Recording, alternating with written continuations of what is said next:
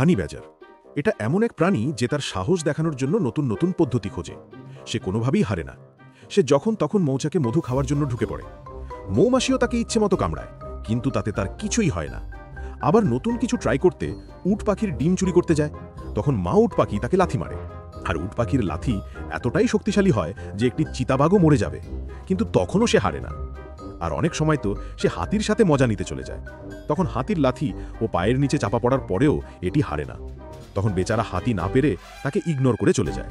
আর এতবার না হারার কারণে তার মন ভরে না।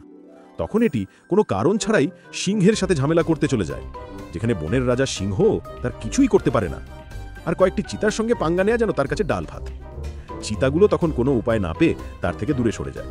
আর যখন কোনো বিষাক্ত সাপ তার সামনে আসে, তখন কোনোভাবে সাপ মরে যায়, কিন্তু সে মরে না। উল্টো সাপের বিষে নিশা করে সে ঘুমিয়ে পড়ে। আবার পরের দিন সাহস দেখানোর নতুন পদ্ধতি খুঁজতে বেরিয়ে পড়ে।